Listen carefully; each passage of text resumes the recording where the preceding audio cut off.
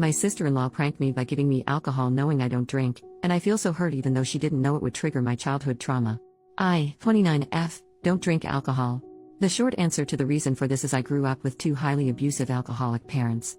It took me a lot of self-work and therapy to even be able to be in the same room as people that are drinking. When I meet new people, I just politely turn down drinks by saying something along the lines of I don't drink. There has obviously been some instances where people ask me why, but I never go into the traumatic details. I've never had anyone push it onto me or anything. That's what makes what happened last weekend so bizarre. On the second Saturday of every month, my husband, 30M, and his sister, 32F, throw a cookout or something along the lines for all of their childhood friends. I've always thought it was really cool that they stay close with so many people since I myself moved away from home and only stay in contact with one friend from school. I've been attending these hangouts ever since my husband and I started dating. There's never been any issues. I get along well with his friends and his sister. Last Saturday, my husband took my 11-year-old little brother out of town for a dad and Sunday. We're his legal guardians. I've had custody of him since I was 20. So I went to the cookout alone this time. I've done this a couple times before, it's always been fine. So, my sister-in-law handed out the usual mimosas, and I asked for just orange juice like always. When I took a sip of the drink she handed me, I immediately spit it out because I could taste champagne. I turned around to my sister-in-law and said, "Oh, you must have given me your drink by mistake." When I turned, I noticed her and two of her friends laughing. I was so confused. I asked what was going on and my sister-in-law said through her giggles, "We thought it would be funny to see how you react to alcohol since we've never seen you drink it before. You should have seen your face." I was honestly just so shocked by that my only response was, "What the hell?" As they continued laughing, I just told them I was leaving. I honestly don't even remember that drive home because I was trying to keep myself from having a panic attack. When I finally got home, I just broke down crying. My husband and brother got home shortly after that and I couldn't hide how I was feeling even if I wanted to. My husband immediately asked me what was wrong and I just broke down again. I hate that my brother had to see me cry. I try to keep our house as happy and safe as possible. After I put on a movie for my brother, I explained what happened to my husband. He was so mad. I've never seen him like that before. He told me to go relax with my brother and he was gonna sort everything out. I could hear him yelling at his sister on the phone and after almost an hour, he came and sat with us and told me we wouldn't be seeing her again. The next day, we told my mother and father-in-law. I've always been really close with them so I wanted to confide in them, but I was obviously scared because that's their daughter and I didn't want to talk bad about her to them. To my surprise, they were absolutely mortified and so apologetic on behalf of their daughter. I'm so glad because my little brother adores them. It would have been devastating if our relationship with them suffered because of this. So, yeah. This past week has been so weird. I feel weirdly betrayed. I hate that my sister-in-law and her friends used me as some sort of entertainment for the day. I know that they don't know the trauma this triggered inside of me, but I'm just so confused on why they thought that was an okay thing to do. I also feel guilty because I don't want my husband to stop going to the cookouts and lose his time with his friends and I don't want him and his sister to never see each other again because of me. My husband is amazing and has assured me it wouldn't be my fault if they never speak again. It's just hard not to feel that way. Don't worry though, I've had a lot of emergency therapy sessions this week and I know I'll be okay. It was just such a bizarre thing to experience. It seems like such a small, inconsequential thing to have happened to me. But it's been a crash course on trauma, triggers, PTSD, etc.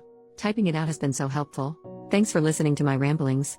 Update, 4 days later, thank you to everyone that left me kind comments and messages on my previous post. I'll just get right into the update.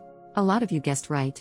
This isn't the first time my sister-in-law has done something like this. She is definitely what some would consider a mean girl. My husband and his parents have had multiple falling outs with her over the years, but they've been on good terms recently until she pranked me. So, yeah. I could see how my husband's immediate reaction to go no contact seemed like an overreaction, but he's dealt with a lot from her in the past. I don't want to give any specific examples because they're personal to my husband and his family.